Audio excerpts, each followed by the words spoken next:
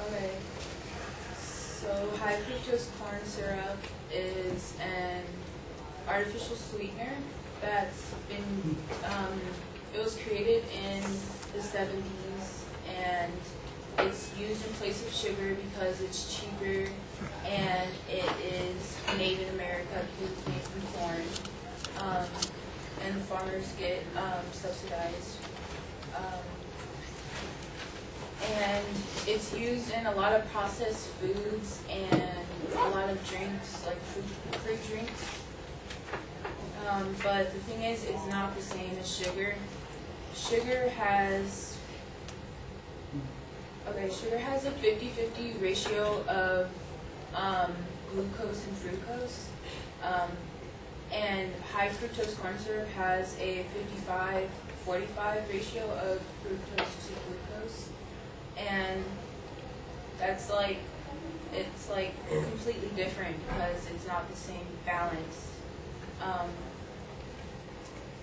So fructose doesn't really stimulate insulin in your body, and it doesn't produce leptin, which insulin like helps regulate blood sugar, so you can get high blood sugar and not even know it with high fructose corn syrup.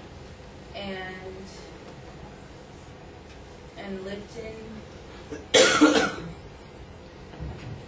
Okay, so my proposition is high fructose corn syrup negatively impacts health trends in the U.S. And my minor claims are high fructose corn syrup is contributing to obesity, diabetes, and liver damage. High fructose corn syrup changes the way Americans consume food for the worst. And the Corn Refiners Association, which is the makers of high fructose corn syrup, is like working to trick consumers into believing that high fructose corn syrup is like okay to eat. Research done by Princeton University found that in rats, they did a study with rats, and they fed one group of lab rats high fructose corn syrup and the other group sugar. And the group that was given high fructose corn syrup, they were more likely to be obese, and they had more belly fat and triglycerides, which is like fat in your blood. And yeah, they were like a lot more unhealthy than the ones that were given sugar. And since the 70s, high fructose corn syrup started to become more popular, and there's a parallel increase with obesity and high fructose corn syrup use. High fructose corn syrup changed the way Americans consume food because it's cheaper than sugar. So companies can like produce food like for cheaper amounts of money, so they can sell it for cheaper. But that's not really always good because Americans are starting to eat more.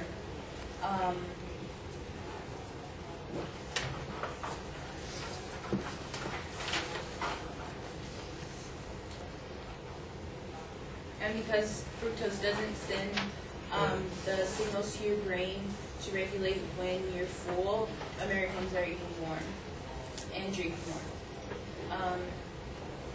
High fructose corn syrup intake per day is on the rise since 1977. A study which was from a study of the American Journal of Clinical Nutrition.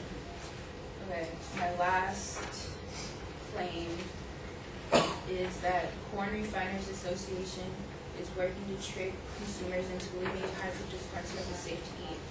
So they've been recently they started like an ad campaign trying to like inform the public that high fructose corn syrup is like okay, it's safe.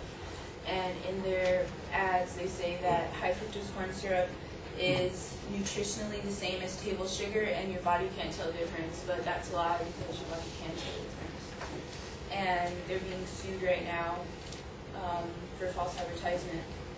and they're also trying to lobby to get their name changed to corn syrup, which will like kind of like reduce the like negative associations with like the corn syrup, because it sounds more natural, like just corn syrup versus high fructose corn syrup. And it's going to limit the questions that like consumers have.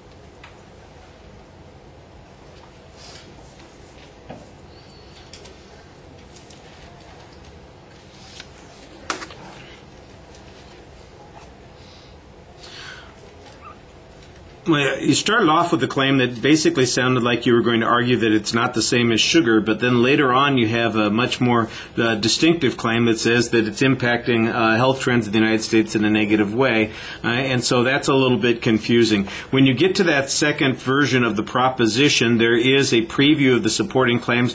That was also a little confusing because it sounded like you either had 3 claims or 6 claims the way you're presenting it. I think there are 3 parts to that first claim, which is why it sounds a little bit confusing.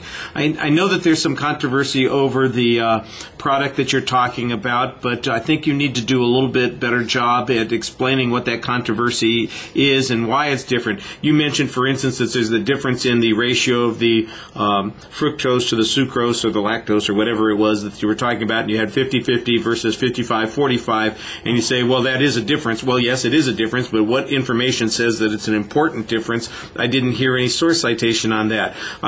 At the very end, for instance, I thought this was a little bit problematic. You say that the manufacturers of high fructose corn syrup say that it is basically the same as sugar, and you say, well, that's a lie. And I'm wondering, okay, well, you just called them liars. What's your proof that they're lying? And the only proof that I heard is that there's a lawsuit on this. A lawsuit that hasn't been resolved is not very convincing evidence that something is a lie. I think you need to do something a little bit stronger than that. There's a whole bunch of places where you make presuppositions about the impact of high fructose corn syrup on the body, and I didn't hear any proof for that. You know, for instance, that it doesn't stimulate insulin. I didn't hear an expert, an authority who suggested that's true and treats that as factual data.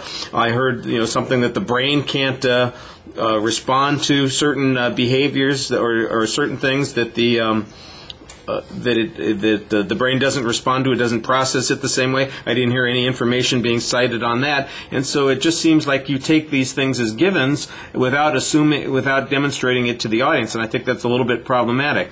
The clearest evidence that you have is one study that talks about the effect that it has on rats. I don't know if there's further study on that. You make a reference to a timeline and a sort of correlation between obesity issues and the introduction of high fructose corn syrup, but you never really finish off that analysis. I know generally you're saying that high fructose corn syrup got introduced in the 70s, and today we've got a lot of obesity, so I assume that there is some connection there, but other than the vague reference to the timeline, I think that you need to have a little bit more data to support that. There's no signposting on the first point when you get to it. I thought the transition to the second point should be clear. I could clearly pick out when you got to the third point. So the structure needs to be a little bit sharper there. All right, thank you.